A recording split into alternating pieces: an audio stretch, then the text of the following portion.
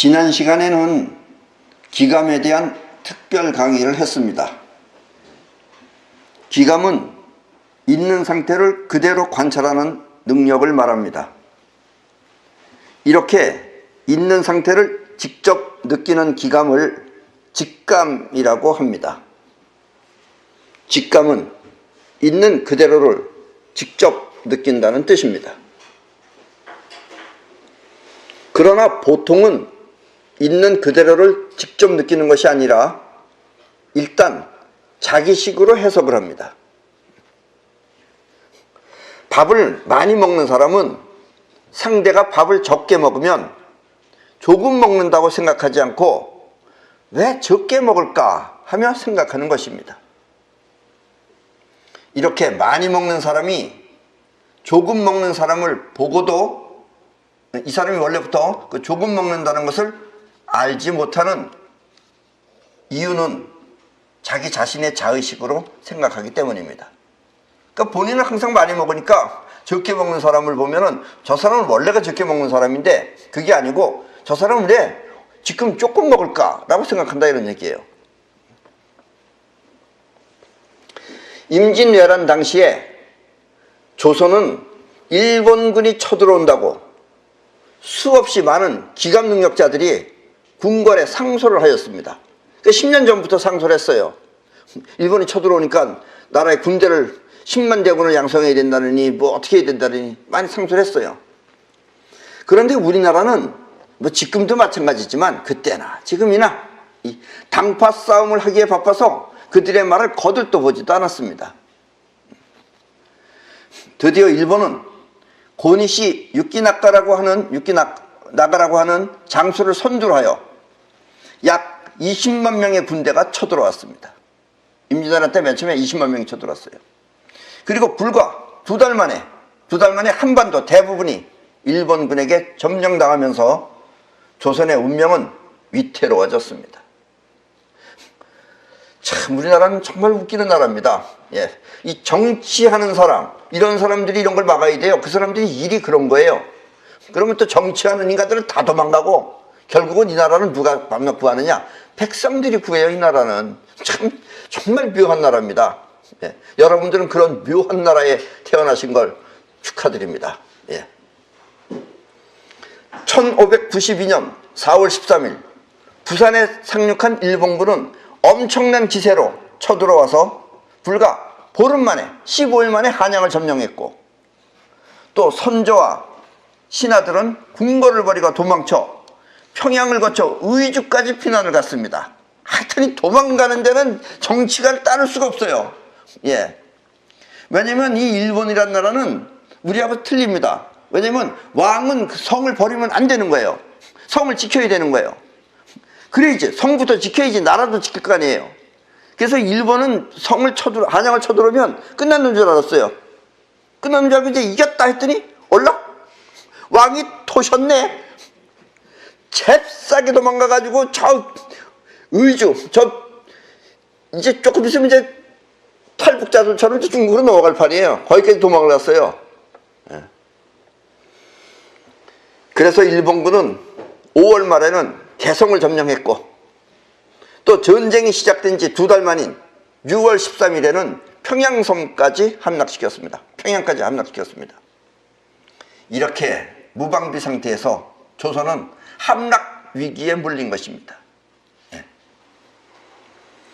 그러나 조선은 무너져야 할 바로 그 판국에 그래도 그 일본으로부터의 바다를 지키는 이순신 장군과 그 다음에 일반 백성들이 의병을 일으켜서 나라를 구한 것입니다.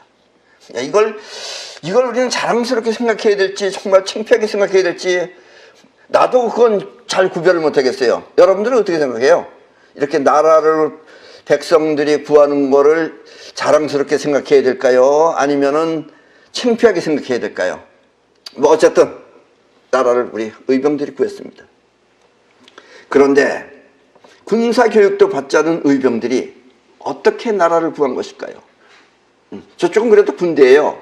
왜냐면 일본은 그냥 안 쳐들어옵니다. 쳐들어오기 전에 다 조사한 거예요. 걔네들은 지도 없이는 못 가요. 그래서 다 한양 가는 길, 어디 가는 길 다 이미 조사하고 가서 정기한 거예요. 그때 우리는 당포 싸움하느라고 일본이 쳐들어온다고 그렇게 상소하고 말을 해도 귀시 다 듣지도 않고 싸우기 바빠가지고. 지금도 보세요. 우리는 지금 해야 할 일이 있는데 해야 할 일을 안 하잖아요. 밤낮 물어뜯고. 정말 정치하는 것들 쳐다보면은 여러분들도 이민 가고 싶죠? 그런데 이민 가보는 것보다는 그래도 여기 있는 게 낫습니다. 그래야지 또 우리들도 또 의병이라도 일으켜야죠. 안 그렇겠습니까? 자, 이 내용을 잘 들으시면 여러분은 지금의 이북 또한 그때 상황과 다르지 않다는 것을 알 수 있습니다. 또 우리나라는 그 대단한 게 있어요. 이것도 대단한 거죠, 사실은. 나라는 다 도망갔는데 백성이 나라를 지킨다는 건 대단한 건데 알고 보면 정말 웃기는 거예요. 또 우리나라는 정말 코미디 국가입니다. 예. 나도 코미디를 잘해요, 사실은. 정말 우리나라 코미디 국가입니다. 요즘 학생들은 잘 모르겠지만 내가 어렸을 때만 해도 사내 대장부는 이 밥을 많이 먹어야 한다면서 어른들이 요즘은 공깃밥인데 공깃밥이 아니고 원래 우리 밥그릇이 커요. 큰 밥그릇에 그것도 위로 쌀이 3분의 1 정도 이렇게 더 보이게 밥이 3분의 1 정도가 더 올라가게 듬뿍 담아가지고 가득 먹었습니다. 우리 어렸을 때만 해도 그렇게 먹었어요. 또 우리나라만의 특별한 식사법이지만 우리나라는 조선시대 그 이전부터 밥을 먹을 때는 말하지 말고 오로지 밥만 먹으라고 하였습니다. 여러분들도 그렇게 교육받았죠? 밥 먹으면 밥 알이 튄다느니 말하지 말라고 그랬어요, 우리는. 그래서 밥은 그냥 먹기만 하는 거예요. 때문에 조선시대 때 우리나라 사람들은 엄청난 대식가였다고 합니다. 우리 조선 사람들이 옛날에 중국 사람들보다 더 컸어요. 키도 제일 컸어요. 그래서 잘 먹으니까. 중국 사람들이 하루 종일 먹을 양을 우리는 한 끼에 해치웠으며 그랬어요. 그리고 그에 비하면 또 일본 사람들은 우리나라 사람들에 비하면 간식거리도 되지 못할 양을 밥이라고 먹었던 것입니다. 깔짝깔짝 먹었어요. 그 당시 사람들이 표현하기는 쟤네들은 2숟갈 먹는다 그랬어요. 우리 숟가락에 비하면. 프랑스나 서양 사람들은 이 대화를 하면서 천천히 먹는 것에 비하면 프랑스 사람들은 저녁 식사 먹는 시간이 2시간입니다. 2시간 동안 먹어요. 우리는 빨리 먹는 게 습관이 돼가지고 2시간 동안 하라고 벌 받는 거예요. 그게 못해요. 근데 우리나라 사람들은 미연스럽게 많이 먹는 쪽에 속하는 것입니다. 하여튼 프랑스 사람들은 2시간 동안 먹는데요. 일본은 이 토요토미 히데요시, 그 당시에 쳐들어온 건 토요토미 히데요시였지만 그 토요토미 히데요시가 모시고 있었던 죽은 오다 노부나가 때부터 주먹밥이라는 것이 생겨났습니다. 이 주먹밥을 만들어낸 사람이 오다 노부나가예요. 그 오다 노부나가는 싸우다가 배가 고프면 어떻게 해요? 밥 먹으러 갈 수가 없잖아요. 그래서 배가 고프면 먹을 수 있게 가슴에다가 밥을 주렁주렁 매달고 다녔던 것입니다. 오다 노부나가 그랬어요. 그리고 그것이 이른바 그 주렁주렁 매달려 다닌 그 밥을 일본 사람들은 오니기리, 즉 주먹밥입니다. 이게. 예.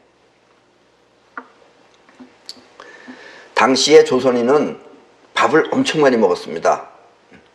밥 다 먹고도 후식으로 복숭아를 최하가 10개 아니면 20, 30개 이상을 먹고 또 밥 또한 일본이 상상도 못할 만큼 많이 먹었으며 술은 또 막걸리 몇 말을 또 마셨는지도 모릅니다. 그리고 반찬으로 꽝 9마리 이상을 먹었다고 합니다. 이게 이제 기본이 9마리예요.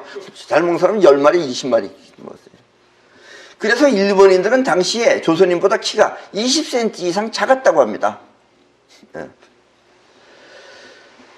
처음에 의병들은 일본인들이 조선에 얼마나 더 버틸까 알아보기 위해서, 왜냐면 저것들이 언젠가 이제 쌀이 떨어지면 도망갈 것이다. 그래서 얼마나 더 버틸까 알아보기 위해서 그들의 식량을 조사하던 중 믿기 힘든 현상을 발견하였습니다. 우리나라 사람으로서 믿기 힘든 거예요. 그것은 그들이 먹는 식사가 왜냐면 걔네들은 밥그릇에다 먹고 우리나라 그 김치쫑지, 우리나라 김치쫑지가 쟤네들 공깃밥 정도 되는 거예요. 공기가 김치 담기 딱 좋잖아요. 김치쫑지만한 그릇으로 그걸 한 그릇 호록 먹고는 다 먹었다는 거예요. 우리 같으면 그 그릇으로 10그릇을 먹어도 모자랄 판인데 그들은 겨우 한 그릇만 먹는 것입니다. 그게 원래 걔네들 식량이에요. 근데 또 우리나라 사람들은 많이 먹으니까 그렇게 생각을 안 하고, 야, 이 친구들이 이기려고 악을 쓰는구나. 저 필승을 다짐하고자 밥을 적게 먹는구나. 조금 먹고 가서 싸워서 이기겠구나. 이걸 하느라고 저러는구나. 이러면서 이제 지켜보고 있었던 거예요. 그러니까 이제 백성들은, 일본 병사들은 다 그렇게 먹는데, 그래도 그 쳐들어온 육지 나가는 그 대장이니까 저 인간은 그래도 제대로 먹을 만큼 먹겠지 해서 얼마나 먹을까 싶어서 육지 나가가 먹는 것도 살펴봤어요. 그랬더니 육지 나가도 역시 마찬가지로 작은 그릇에 한 그릇 먹는 것이었습니다. 그래서 그 당시에 일본인들은 우리가 한 달 정도 먹을 양을 넉 달 동안, 석 달, 넉 달 동안 먹는 것이었습니다. 원래 이순신 장군이 바다를 지키고 있어서 저것들이 일본 사람들이 무기나 아니면 식량을 가져오는 걸 다 거기서 차단시켜 버렸어요. 그러니까 여기는 자기네 처음 가져온 것밖에 없는 거예요. 그것만큼은 이순신 장군이 지키고 있었어요, 그때. 그래서 이제 뭘 알았느냐? 결국 의병들은 그들이 밥을 적게 먹는 이유가 다른 뜻이 있어서 그런 게 아니고, 뭐 필승을 다지면서 먹은 게 아니고 원래부터 적게 먹는구나 라는 걸 알게 된 겁니다.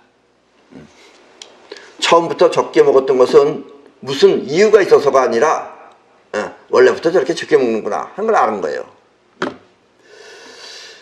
우리나라는 옛날부터 힘은 밥심이다 라는 철학이 있어요. 우리나라는 밥을 많이 먹어야지 밥 힘으로 싸워서 이겨야 되는 거다 이거예요. 그리고 이와 같은 철학이 자신감이 되어서 의병들은 일본 군들을 물리칠 수 있었던 것입니다. 왜냐? 키도 조그맣고 원래 못 먹었어. 그러면 여러분들이 볼 때 어떻게 되겠어요? 밥 조금 먹으면은 깔보죠. 깔봐. 마음이 깔보면 이기는 거예요. 그게.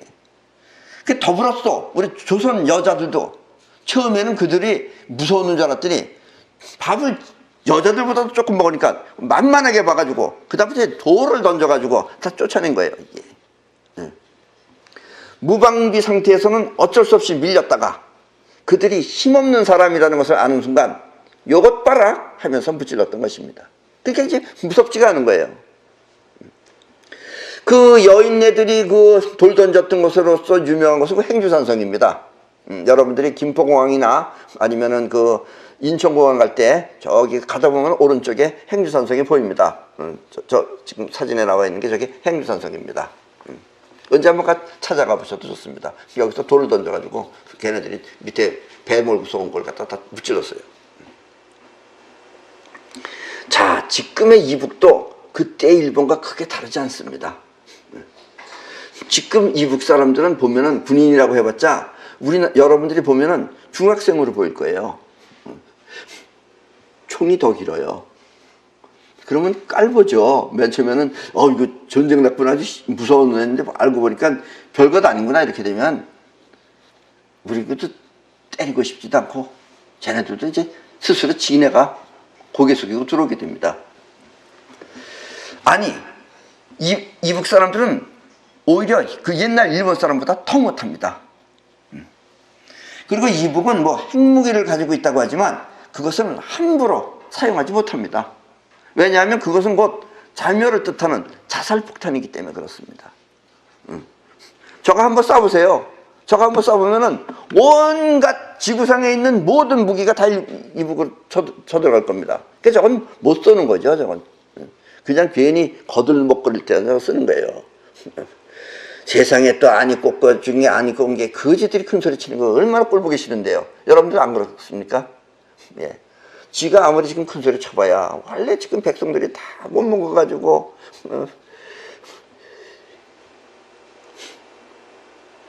이북 사람들이 남한을 쳐들어오면 고양이들이 잔뜩 겁니다. 왜냐면 비린내가 나가지고 하도 못 먹어가지고.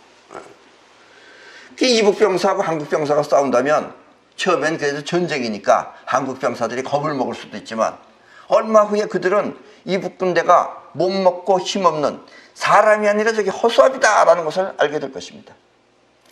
그리고 이북군 역시 한국군의 체력이 자기네보다 강하다는 것을 알게 되면 그들은 아예 싸울 생각을 접고 총 가지고 오면 우리나라한테 이거 좀 팔아달라 그럴 거예요. 아마 이거 뭐 사먹으려고 항복하게 될 것입니다. 이렇게 강한 힘은 자신감이 되어 그들을 물리칠 수 있었던 것입니다. 그래서 우리나라 옛날에 의병들이 어떻게 물리쳤을까 한 이유는 바로 이거다 이런 얘기입니다.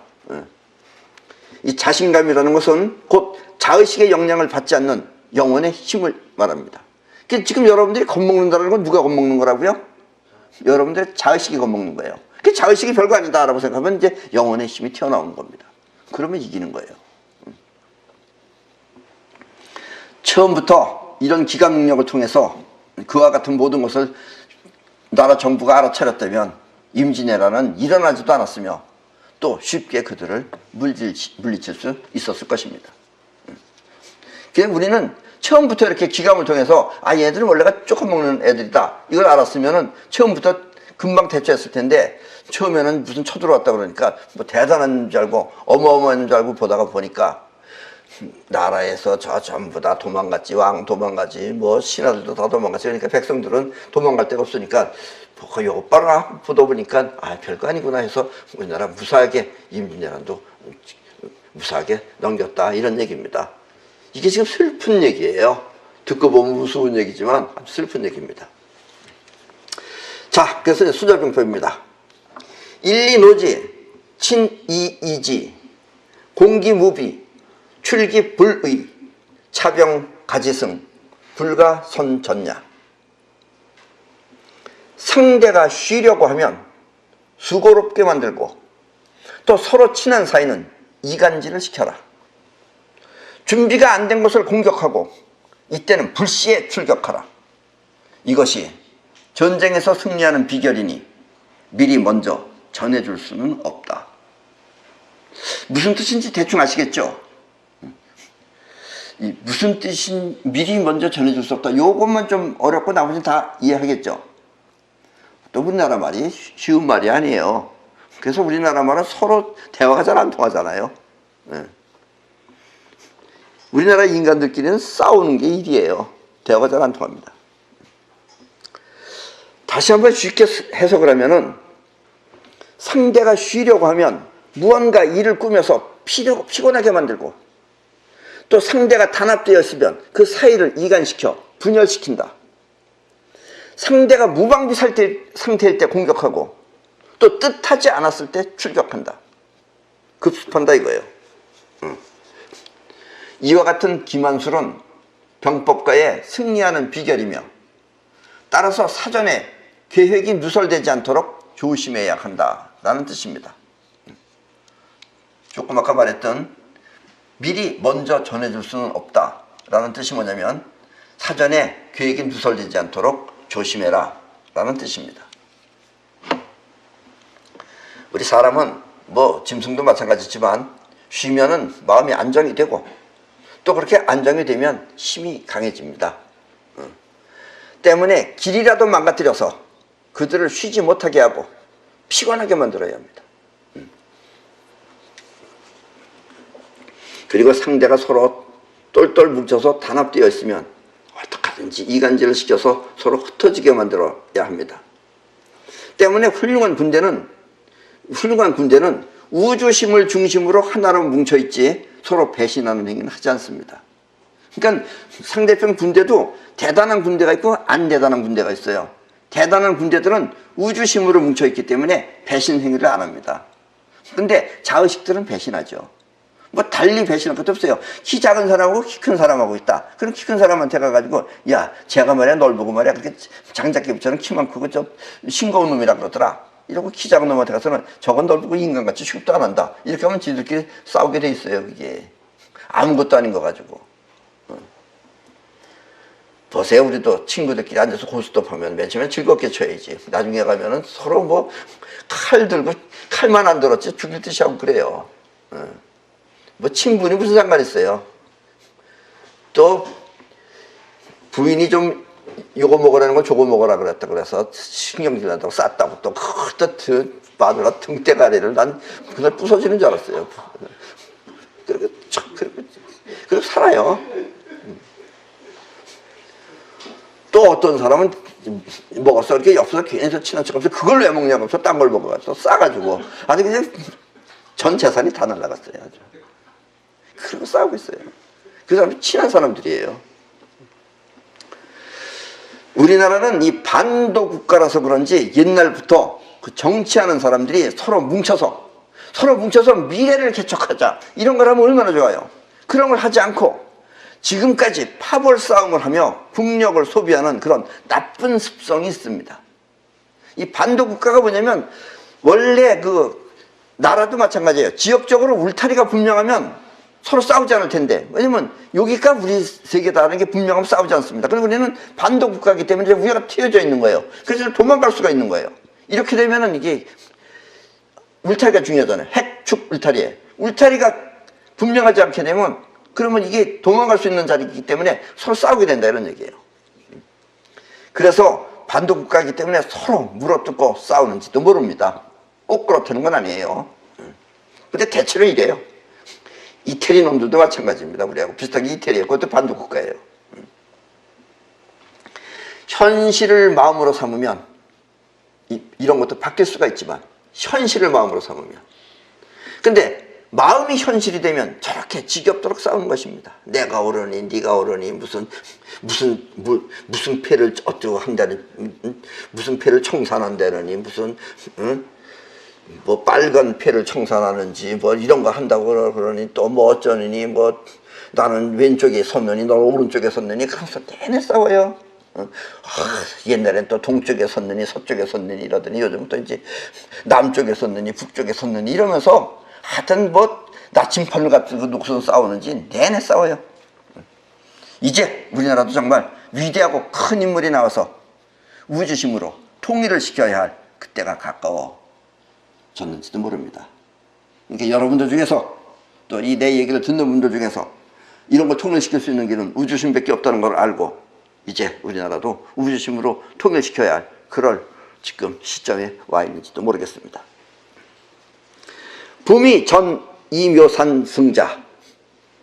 내가 이 한자 읽을 땐 조금 틀릴 수도 있습니다. 발음이 까다로워요. 이게 혀가 잘 안 돌아가요. 우리나라 말은. 득산다야 미전 이묘산 불승자 득산소야. 밑에 자막이 정확하게 나가고 있으니까 자막을 참고하시기 바랍니다. 무릇 싸우지 않고도 나라의 작전회의에서 승리하면 이길 승산이 크고, 아직 싸우지 않았더라도 작전회의에서 승리하지 못하면 이길 승산이 적다. 타산승 소산불승 이황어무산호 오이차관지 승부견의. 승산이 많으면 승리하고 승산이 적으면 승리하지 못한다. 하물며 승산조차 없다면 어찌하겠는가. 내 이것을 보면 미리 승부를 알 수 있다. 손자간 말입니다. 여기서 그 묘산이라고 하는 것은 곧 정부에서 하는 계산을 말합니다.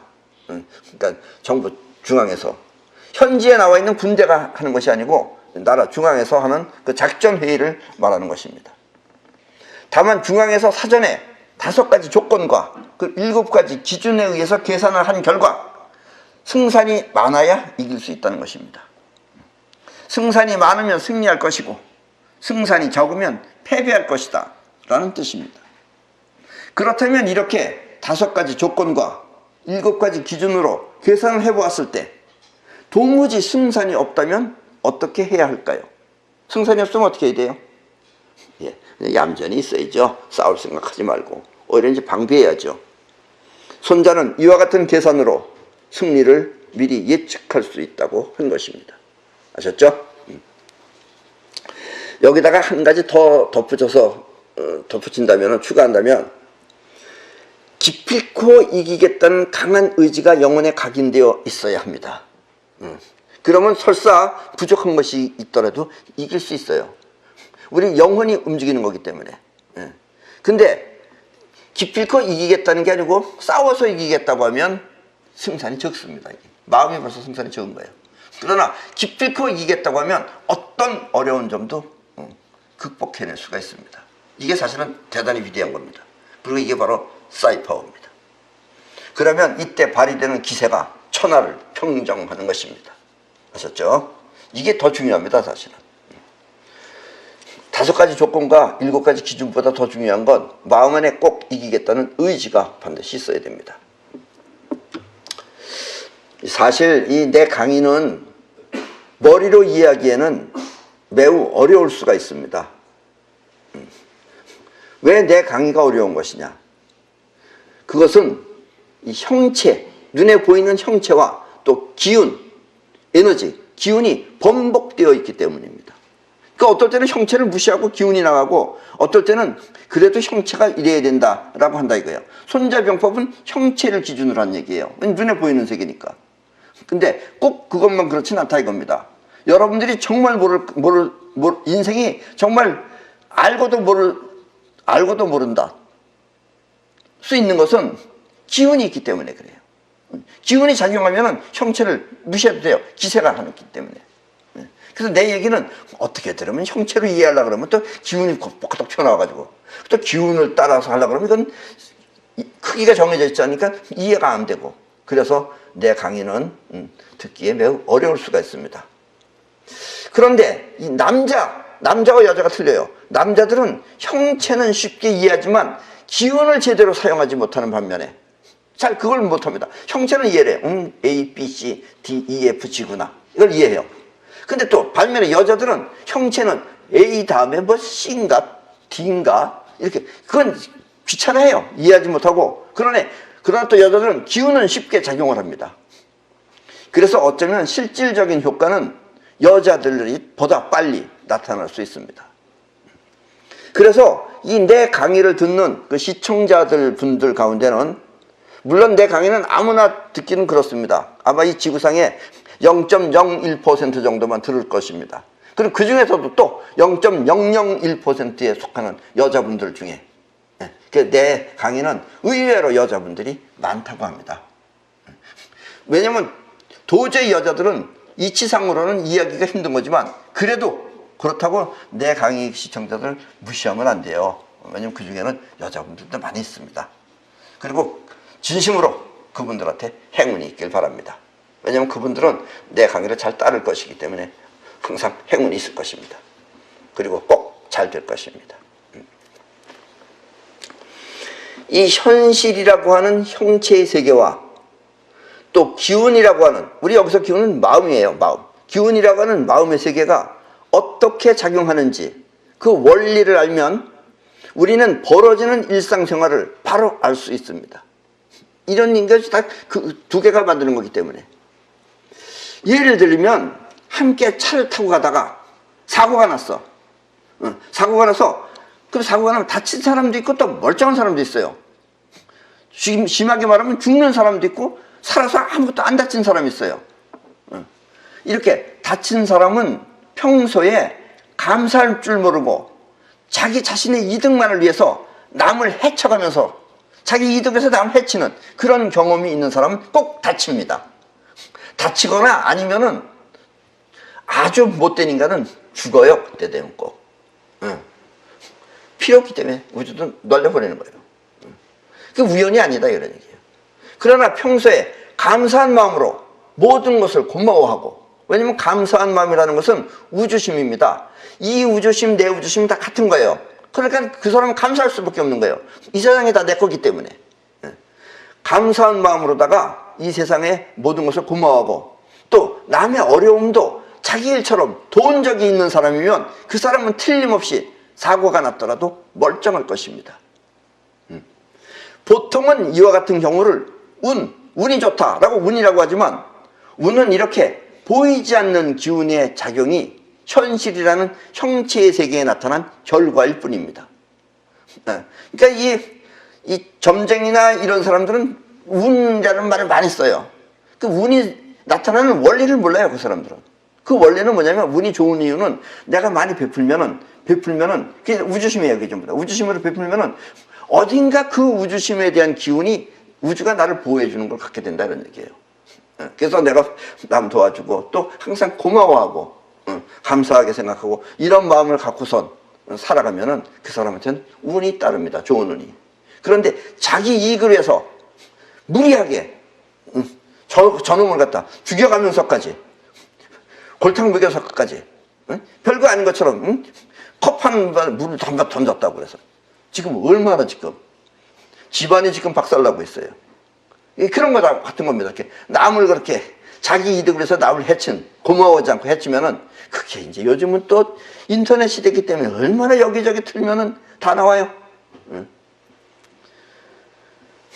요즘은 오죽하면 또 니네 회사 이름도 나라 이름하고 비슷하다 바꿔라. 그래서 뭐 조가항공이니 저가항공이 아니에요. 조가항공이니 이런 걸로 바꿔라고. 그런 말이 나오는 이유가 그런 거다 이거예요. 알고 보면 별거 아니죠. 그까지 뭐 컵 한 번 이거 했다고 그게 뭐 대단한 거예요. 그렇게 떠들 일이 아닌데도 그렇게 떠드는 이유는 그게 감사한 마음을 안 가졌기 때문에 그래요. 감사한 마음은 우주심입니다. 그거는. 그러니까 모든 우주에 전부 다 고마우면 우주가 나를 항상 보호해 주는 거예요. 근데 그걸 못하게 했다 그러면 우주가 뿔난 거예요. 그거는. 우주가 뿔나면 저 지경 되는 겁니다. 이거.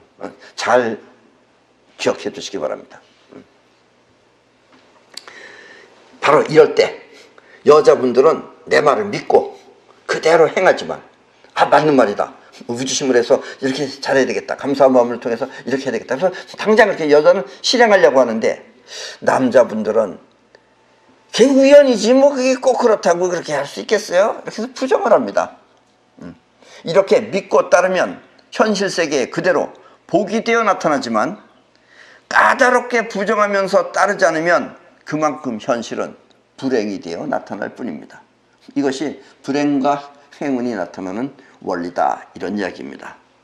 잘 이해하시기 바랍니다. 특히 우리나라 사람은 이 현실이라는 형체의 세계에 살지 않고 여기 안 살아요. 우리나라 사람들은 기운이라고 하는 심정의 세계로 살기 때문에 선진 문명의 실존을 모르는 우매한 국민으로 살아가고 있습니다. 여러분들은 우리나라가 지금 뭐 대단한 것 같죠? 많이 발전한 것 같고. 근데 사실 우리나라는 조금 이따 얘기하겠습니다. 이 눈에 보이는 형체의 세계는 곧 현실입니다. 눈에 보이는 형체의 세계는. 그러나 정성을 다하는 심정의 세계는 마음이라고 하는 기운일 뿐 현실이 아닙니다. 여러분들이 정성껏 하는 그 정성은 마음의 기운이지 정성껏 했다고 해서 꼭 잘 된다는 보장이 없다 이런 얘기예요. 그래서 잘 되지 않으면 정성껏 한 사람은 뭐 하겠어요? 그런 사람은. 그런 사람은 결국은 뭐냐면은 한마는 이런 걸 한다든가 자기는 정성을 다했는데 알아주지 않으니까 한만타 이런 얘기예요. 이렇게 한마는 하는 곡소리나 아니면은 우리나라에서 그 유명한 우리나라 노래라고 하는 것들 사실 그거 여러분들 다 버려야 할 노래들이에요. 나를 버리고 가시는 님은 가시는 님인지 가시는 놈인지 심리도 못 가서 발병 난다 하는 원망이 많습니다. 그러면 어떻게 되겠어요? 원망하고 한만 원 이런 것만 하면은 마음을 잘 쓰셔야 됩니다. 그 슬픈 일에는 여러분들 가담하지 말아야 돼요. 그리고 이렇게 한만 원 이런 거 하면은 그 사람은 계속해서 한만 원 인생 살게 돼요.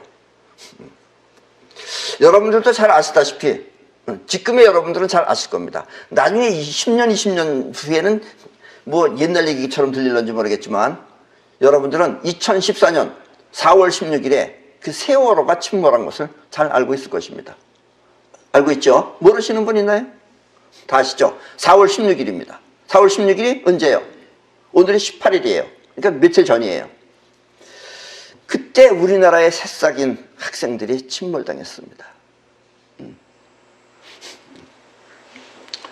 근데 그 침몰당한 그 세월호를 잊지 못해서 어느 가수는 불망이라고 하는 노래로 이들을 달래려고 했습니다.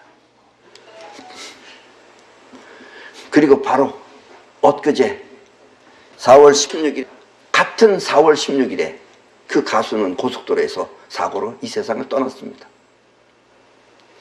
그 가수가 그 추모하는 그 내용이나 뜻이 어찌 되었든 간에 이렇게 한을 노래하거나 또 원망을 노래하거나 아니면 그 죽음을 추도하거나 그렇게 죽음에 사로잡혀 있으면 그 사람의 미래는 또한 그렇게 되는 것입니다. 그래서 요즘에 여러분들은 잘 모르겠지만 옛날에 엘비스 프레슬리는 대단한 락의 황제라고 그랬어요. 엘비스 프레슬리는 그렇게 많은 노래를 부르다가 맨 마지막에 낙엽 따라 가버린 사랑을 부르고 낙엽 따라 가버렸습니다. 그 노래는 좋아요, 들으면. 또 우리나라의 차중강이라는 사람이 낙엽 따라 가버린 사랑을 국산말로 부르고 그 친구도 젊은 나이에 가버렸습니다. 또 뭐 천재라고 하는지 천재인지 천치인지 모르겠지만 어떤 젊은 애는 간다 간다 이러더니 20몇 살에 어린 나이에 그 친구도 가버렸어요.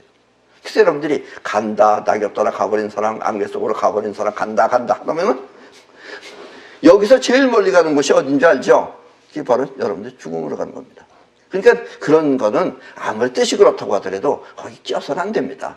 세월호는 마음에서 다시는 이런 일이 벌어지지 말아야 된다 하고선 각오하고 그런 일이 벌어지지 않게 해야지, 그걸 추모한다고 그 세계에 빠지면은 우주가 또 얼마나 너 그렇게 4월 16일에 가는 걸 정말 너는 바라는구나. 그럼 우주가 도와준 거예요. 그럼 그 친구도 역시 4월 16일에 뻑떡 하는 겁니다. 아셨죠? 이게 남의 얘기가 아니에요. 여러분들의 인생이 다 그렇게 벌어지는 거다 이런 얘기입니다.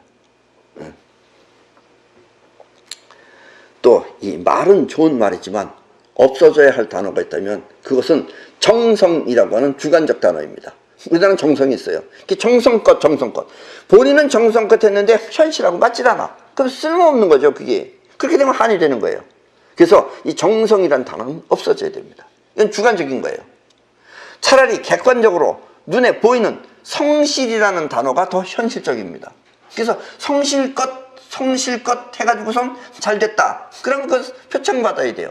근데 정성껏 했는데 잘 안 됐다, 그럼 어쩔 수 없는 거죠.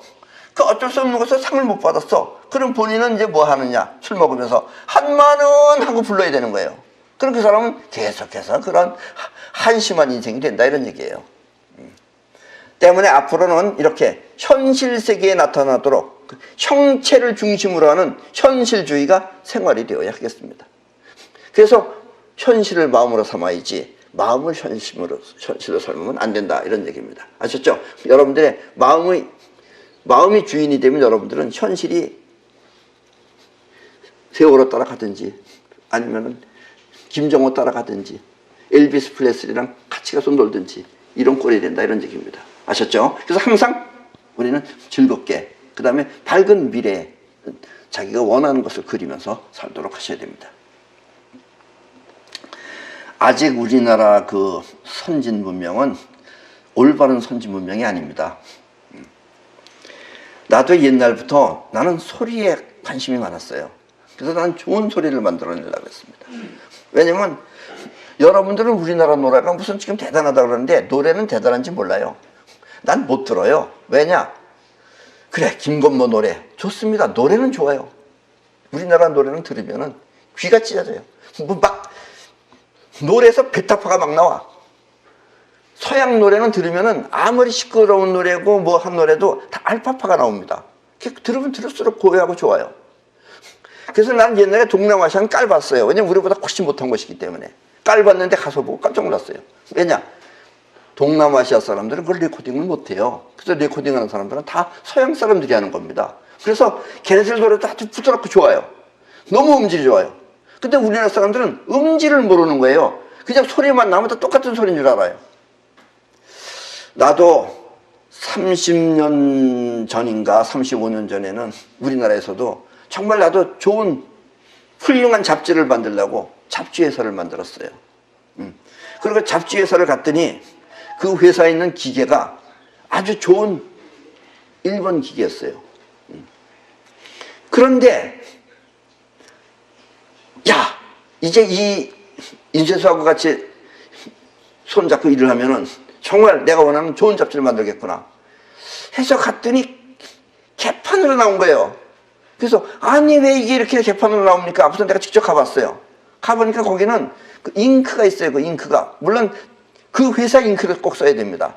그래서 인크로서서 거기다 몇 퍼센트 넣으라는 것이 규정돼 있어요. 그대로 하면 그대로 나와요. 그래서 재판이 나오든 3판이 나오든 4판이 나오든 5판이 나오든 똑같이 나와요. 근데 거기에 잉크가 한 방울도 안 들어가 있는 거예요. 그래서 내가 그랬어요. 아니 왜 이걸 안 써요? 그러니까 거기서 그 당시에 우리나라 그 인쇄하는 사람들이, 그 아저씨들이 뺑기통에다가 칼 가지고서 이렇게 하면서 기계가 얼마나 알겠어요? 내가 하는 게 낫죠. 내가 이거 몇십 년 동안 했는데. 우리나라에서 만든 팜프렛을 일본이나 미국에 가서 이렇게 꺼내놓으면 걔네들이 버려버립니다. 휴지통에다가. 맨 처음에 얼마나 기분 나쁜지 몰라요. 못 쓴다는 거예요. 그 눈이 틀리는 거예요. 그래서 나도 소리도 얼마나 좋은 소리를 만들려고 내가 장사는 할 건 아니지만 나락도 내 소리를 좋은 소리를 만들겠다고 좋은 기계를 데려다가 내가 좋은 소리 만들려고 정말 열심히 놀다시피 해가지고 드디어 나는 뇌출혈을 일으킬 정도로 쓰러졌습니다. 예. 그래서 끝내는 그것도 제대로 못했어요. 사실은. 어쨌든 우리나라는 그걸 모르는 거예요. 이 문명국가의 눈이 아직 없어요. 노래는 잘 만든지 모르지만 우리나라 노래는 못 듣습니다. 자꾸 들으면 짜증나요. 우리나라 노래는. 어딘가 레코딩이 아직까지 모자르고 어딘가 우리나라도 색깔도 아직 모자라는 겁니다. 선진국에서 만든 그 몸에 붙이는 파스는 붙기도 잘해요. 잘 붙어요. 근데 뛸 때는 쉽게 잘 떨어집니다. 어떻게 붙기도 잘하고 떨어지기도 잘해줘야 되는 거예요. 근데 우리나라에서 만든 파스는 이 붙이는 거는 전에는 잘 붙질 않았어요. 요즘은 잘 붙어요. 떨어지잖아요. 이놈가 한번 붙여놓고서 떨어뜨리면 살점이 떨어져 나와요. 이런 게 아직까지 우리는 모자라는 거예요. 이걸 깊이 통찰하셔야 돼요. 아예 이제 떨어지지 않습니다. 이것이 현실 세계를 위한 실존 문명이 미흡하기 때문입니다. 이게 돼야지 선진국이 되는 거예요. 이거 없이 껍데기만 저렇게 만들어야 된다고. 그 대신 빨리빨리는 우리나라는 만큼 당할 것이 없죠. 우리나라 원래가 성질머리가 빨리빨리해요. 그래서 내가 옛날에 외국에 가서도 많이 그랬어요. 한국 앞으로 굉장히 빨라진다고. 그건 우리가 빨리빨리기 때문에. 왜냐면 못 참아 우리가 느린 걸. 그래서 우리가 이렇게 인터넷이 빨라진 겁니다. 이렇듯이 우리도 이제 기계나 모든 물건이 전부 다 이렇게 완벽하게끔 만들어지게끔 이 눈이 띄어져야 돼요. 이게 눈이 안 띄어지면 내 말이 이게 말 같지가 않은 거예요. 너나 잘하세요 이러면서. 그리고 놀고 있어요. 근데 선진 국가는 이게 돼 있는 겁니다. 그리고 그렇게 만들려고 하면 그렇게 되는 거예요. 잘 붙고 잘 떨어지게 만들 수 있어요. 근데 어떻게 잘 붙었는지 잘 떨어지냐 이렇게 생각하면 그게 반쪽이 모자라는 겁니다. 아셨죠? 손자는 지금까지 이 형체를 통한 현실 세계에서 또 싸울 임전태세를 갖추라고 이 시계편에서 말했습니다. 그리고 임전태세를 확인하기 위한 방법으로 5가지 조건과 7가지 기준에 의해 계산을 한 결과 이길 승산이 분명하면 싸워도 된다고 하였습니다. 승산이 없으면 싸우지 말아야죠. 싸우지 말고 힘을 키워야죠. 이렇게 이길 승산이 분명하면 그 다음에는 이길 수 있는 작전을 잘 세워서 보다 많은 수확을 할 수 있도록 그렇게 승리를 이끌어야 할 것입니다. 그래서 이제 다음 주부터는 우리가 승리할 수 있는 작전편을 시작하겠습니다. 그럼 오늘 강의는 이것으로 마치고 다음에는 그 올머리에 대해서 할지도 모릅니다. 오늘 이걸 끝내겠습니다.